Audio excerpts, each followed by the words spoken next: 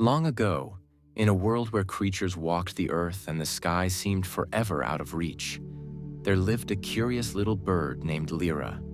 She was fascinated by the way the wind swirled and danced above her, carrying leaves and clouds across the sky. Lira dreamed of one day joining them. But how could a creature so small ever touch the heavens?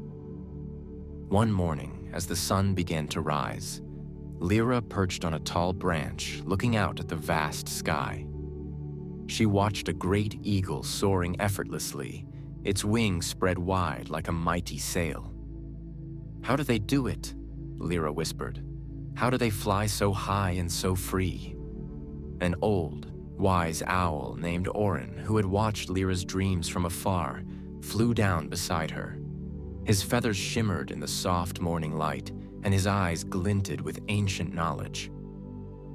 "Do you want to know the secret of flight, little one?" Orin asked kindly. Lira nodded eagerly, her heart racing with excitement. "Flight begins with understanding the wind," Orin began.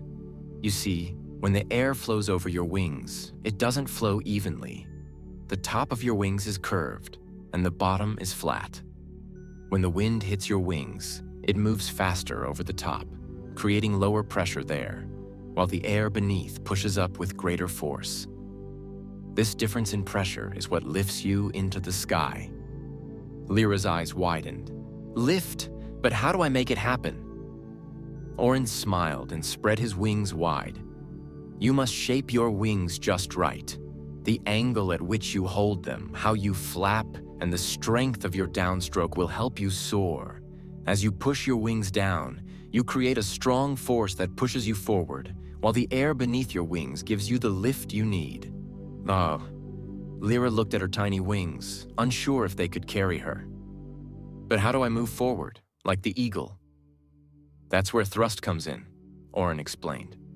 "When you flap your wings, you push air behind you. This causes you to move forward.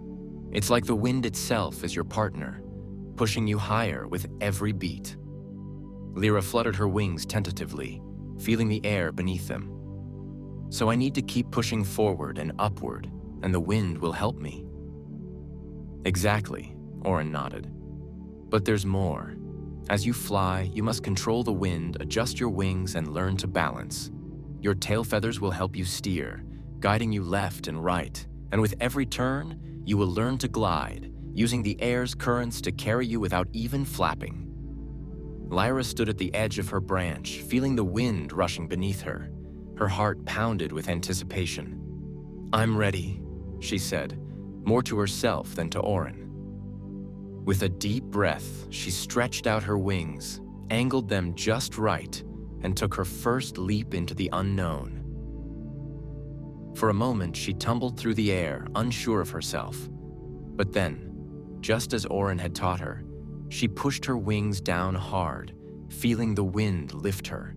She flapped again, harder this time, and suddenly, she was soaring, rising higher and higher, the world below shrinking into a patchwork of colors. The wind carried her effortlessly, her wings slicing through the air like a bird who had always belonged to the sky. She felt the thrill of thrust, the joy of lift, and the freedom of the open air.